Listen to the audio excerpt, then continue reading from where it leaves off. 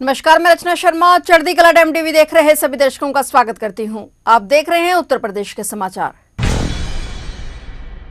मुख्यमंत्री योगी आदित्यनाथ के निर्देश पर पेट्रोल, डीजल और एलपीजी की कालाबाजारी के खिलाफ प्रदेश भर में चलाए गए अभियान में बड़ी कार्रवाई सामने आई है। 12 मार्च से अब तक 233 एफआईआर दर्ज की गई हैं। 20 लोगों को गिरफ्तार भी किया गया है, जबकि 237 के खिलाफ अभियोजन की कार्रवाई की जा रही है। मुख्यमंत्री कई मंचों से कह चुके हैं कि अफवाह फैलाने वालों के खिलाफ कठोर कार्रवाई की जा रही है। ये उसी का असर है। मुख्यमंत्री योगी आदित्यनाथ के निर्देश पर कालाबाजारी के खिलाफ 19,882 स्थानों पर निरीक्षण और छापेमारी की गई। एलपीजी वितरकों के खिलाफ 33 मामले दर्ज किए गए, जबकि एलपीजी गैस की कालाबाजारी में संलिप्त अन्य दोषी व्यक्तियों के विरुद्ध 200 एफआईआर दर्ज कराई गई हैं। कार्रवाई पूरे प्रदेश में एक साथ चलाई गई है। अधिकारियों को मुख्यमंत्री स्तर से स्पष्ट निर्देश दिए गए हैं कि आपूर्ति व्यवस्था प्रभावित किए बिना कालाबाजारी पर कड़ी कार्रवाई की जाए। इसके तहत जिलों में प्रवर्तन टीमों को सक्रिय किया गया है और लगातार निगरानी की गई। जिला प्रशासन को 24 घंटे फील्ड में एक्टिव रहने के निर्देश दिए गए हैं।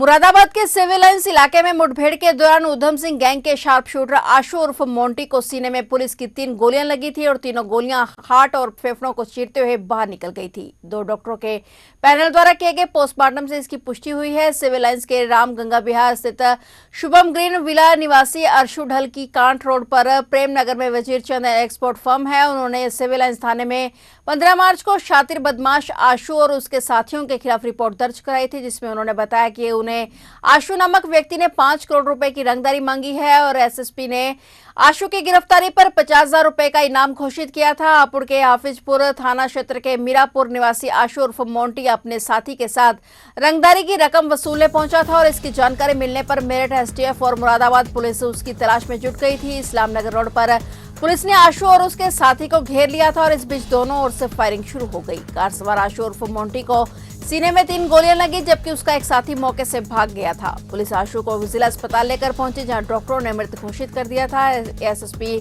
सतपाल सिंह ने बताया कि आशु एक शार्प शूटर था और उसके खिलाफ 36 मुकदमे दर्ज थे और उसके साथी की तलाश में पुलिस और एसटीएफ की टीमें लगा दी गई हैं। आरोपी से पुलिस ने स्विफ्ट कार, 32 बोर की पिस्टल, 32 बोर का रिवॉल्वर, 12 बोर की बंदूक, भारी मात्रा में खोखा और कारतूस बरामद किए गए हैं। जनपद मुरादाबाद के सिविल लाइन थाने पर एक मुकदमा 15 तारीख को इसी महीने की 15 मार्च को लिखा गया था, जिसमें कि एक व्यवसायी के द्वारा अवगत कराया गया था कि उनसे 5 करोड़ रुपए की रंगदारी और रंगदारी ना देने की एवज में उनकी हत्या इस प्रकार की तहरीर दी गई थी और उसके 3 दिन के बाद उनको डराने, धमकाने और दबाव बनाने के प्रयास में उनकी फैक्ट्री पर भी फायरिंग की गई थी, जिसमें एक और अभियोग पंजीकृत किया गया था। इसमें स्थानीय पुलिस के द्वारा एक बेहद सनसनीखेज वारदात होने के क्रम में एसटीएफ यूनिट से भी संपर्क स्थापित किया गया और एक ज्वाइंट ऑपरेशन में आज एसटीएफ टीम को एक क्रेडिबल सूचना मिली कि उक्त बदमाशों के द्वारा यहाँ पर आकर एक बड़ी घटना को अंजाम दिया जाएगा। इसी क्रम में एक ज्वाइंट ऑपरेशन के तहत उन अपराधियों के साथ में पुलिस की मुठभेड़ हुई और मुठभेड़ में एक बदमाश को काफ़ी गंभीर फायर आर्म इंजरीज हुई और जो दूसरा बदमाश था उसको भागने में कामयाब हुआ। इसमें जो एसटीएफ की टीम थी उसको भी उनकी भी बुलेट प्रूफ जैकेट में गोलियां लगी हैं और इसको जो बदमाश घायल हुआ था उसको जिला अस्पताल में भर्ती कराया गया और जिसकी इलाज के दौरान मृत्यु हुई है। कानपुर में किडनी ट्रांसप्लांट के आरोपियों का नेटवर्क आसपास के जिलों में भी फैला हुआ है। पुलिस को उन्नाव और जालौन से इससे जुड़े हुए कई सुराग मिले हैं। पुलिस की टीमें भेजी गई हैं। गुर्दा प्रत्यारोपण के खेल में उन्नाव के एक डॉक्टर और जालौन के नर्सिंग होम संचालक का नाम सामने आया है। घटना में जेल भेजा गया शिवम अग्रवाल मूल रूप से जालौन का रहने वाला है और कानपुर के लगभग 10 नर्सिंग होम के नाम आने के बाद उन्नाव और उरई के कुछ नर्सिंग होम भी शक के दायरे में आ गए हैं। वहां के मरीजों को शहर लाया गया है और यहां से ट्रांसप्लांट के बाद गुर्दा रोगियों को वहां के निजी अस्पतालों में शिफ्ट किया गया है और इसकी जांच शुरू हो गई है। आरोपी डॉक्टर और पैरामेडिकल स्टाफ के साथ जुड़े उन्नाव के एक डॉक्टर का नाम सामने आया है और उसकी तलाश में दबिश दी जा रही है। रावतपुर पुलिस एनसीआर के doctor Rohit, doctor Afzal, doctor Anurag, doctor Vaibhav की तलाश कर रही है। उनमें एक डॉक्टर उन्नाव का रहने वाला बताया जा रहा है और वह उन्नाव के निजी अस्पतालों के सर्जन से लंबे समय से संपर्क में था। पुलिस को दोनों के संबंध में साक्ष्य मिले हैं और रई के नर्सिंग होम संचालक से भी इस खेल में शामिल होने की जानकारी हुई है। दोनों जिलों में कुछ लोगों को हिरासत में लिया गया है। अब तक हुई जांच में केशवपुरम स्थित आहूजा हॉस्पिटल का एम्बुलेंस चालक शिवम अग्रवाल के बारे में भी जानकारी मिली है। वह मूल रूप से जालौन का रहने वाला है और उसके परिजन और रिश्तेदारी की और जानकारी जुटाई जा रही है। पुलिस की कई टीमें आरोपियों की तलाश में लगा दी गई हैं। क्राइम ब्रांच और साइबर क्राइम ब्रांच की टीमें भी एक्टिव हैं। किडनी ट्रांसप्लांट से जुड़े आरोपियों का नेटवर्क सिर्फ एनसीआर ही नहीं, कई क्षेत्रों में फैला हुआ है।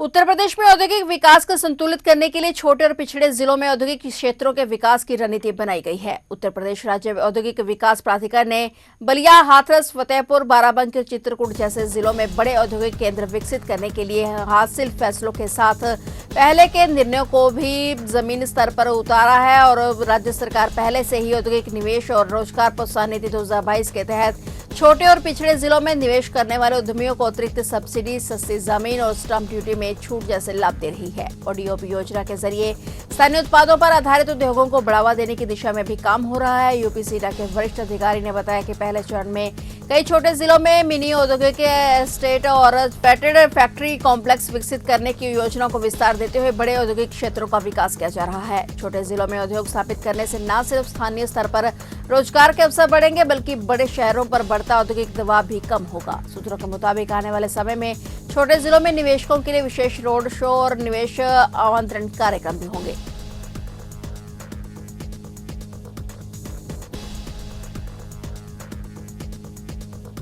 इलाहाबाद उच्च न्यायालय की लखनऊ पीठ ने उत्तर प्रदेश सरकार को बड़ी राहत देते हुए कुछ कर्मचारियों की पुरानी पेंशन योजना का लाभ देने के निर्देश संबंधी एकल पीठ के आदेश पर रोक लगा दी है। न्यायमूर्ति राजन रॉय और न्यायमूर्ति ए.के. चौधरी की खंडपीठ ने राज्य के लोक निर्माण विभाग द्वारा दायर लगभग 40 विशेष अपीलों की सुनवाई करते हुए यह अंतरिम आदेश जारी किया और इन अपीलों में 4 नवंबर 2025 को उच्च न्यायालय की एकल पीठ द्वारा दिए गए उस फैसले को चुनौती दी गई थी जिसमें राज्य सरकार को निर्देश दिया गया था कि वह कर्मचारियों की पूरी सेवा अवधि को एक साथ जोड़कर पुरानी पेंशन योजना के लाभ दें, भले ही उनका नियमितीकरण 1 अप्रैल 2005 के बाद ही क्यों न हुआ हो। नई पेंशन योजना 1 अप्रैल 2005 को लागू हुई थी और राज्य सरकार ने इस आदेश का विरोध करते हुए दलील दी कि यह फैसला पिछड़ी खंडपीठों के फैसलों के विपरीत है जिसमें अशोक तिवारी मामला भी शामिल है। सरकार ने यह भी दलील दी है कि किसी एकल पीठ के पास ऐसी मिसालों को पलटने का अधिकार नहीं है। पीठ ने यह देखते हुए कहा कि इन अपीलों में विस्तृत जांच की जरूरत वाले महत्वपूर्ण कानूनी सवाल उठाए गए हैं। एकल पीठ के आदेश के अमल पर रोक लगा दी गई है और मामले की अंतरिम सुनवाई के लिए आगामी 27 अप्रैल को तारीख तय की है।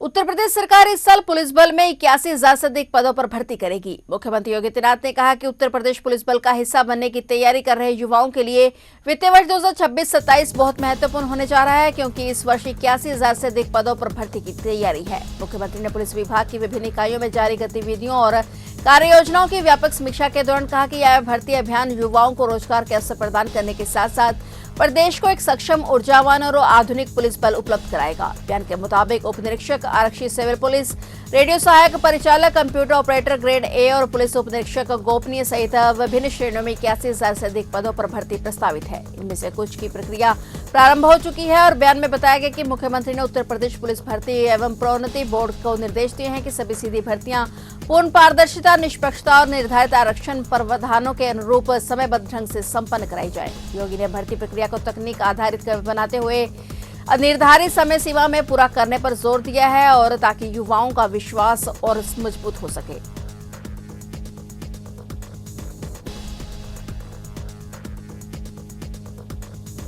यूपी के बुलंदशहर थाना क्षेत्र के गांव छोटावास उर्फ अकरवास कनैनी में पिछले 5 दिनों से लापता 17 वर्षीय किशोर अनमोल का शव सड़ी गली अवस्था में घर से करीब 200 मीटर की दूरी पर एक सूखे कुएं में मिला। शव को छिपाने के लिए हत्यारों ने उसे मिट्टी और कूड़े से दबा दिया था। परिजनों ने गाँव के ही कुछ युवकों पर फोन कर बुलाने और उसकी हत्या करने का आरोप लगाया है। घटना के बाद गाँव में व्याप्त तनाव को देखते हुए पुलिस बल तैनात किया गया है। मां की तहरीर पर पुलिस ने गुमशुदगी और फिर अपहरण की धाराओं में रिपोर्ट दर्ज कर जांच शुरू की और इस बीच सुबह करीब 7 बजे ग्रामीण जब खेतों की ओर गए तो उन्हें पुराने कुएं से दुर्गंध महसूस हुई। ग्रामीणों ने जब कुएं में झांक कर देखा तो वहां कुएं के नीचे कुछ दबा हुआ नजर आया। सूचना पर पहुंची पुलिस और फायर ब्रिगेड की टीम ने जब कूड़ा और मिट्टी हटाई तो नीचे अनमोल का शव मिला और शव की हालत देखकर परिजनों में कोहराम मच गया। पुलिस ने कुछ संदिग्धों को हिरासत में लिया है, जिनसे पूछताछ में अहम सुराग मिले हैं। आरोपी युवक ने अपने एक अन्य साथी के साथ मिलकर अनमोल को घर से बुलाया और पहले उसे शराब पिलाई और फिर जब नशे के हाथ में वो हो गया तो उसके सिर पर ईंट से ताबड़तोड़ वार कर दिए। उसके बाद गला दबाकर उसकी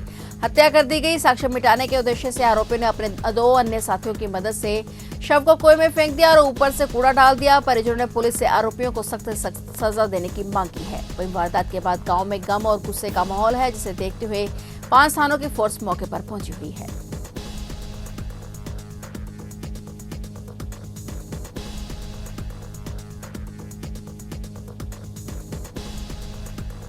तो आप देख रहे थे उत्तर प्रदेश के समाचार और नए समाचारों के साथ फिर से हाजिर होंगे। तब तक के लिए देखते रहिए चढ़ती कला टाइम टीवी और मुझे दीजिए इजाजत।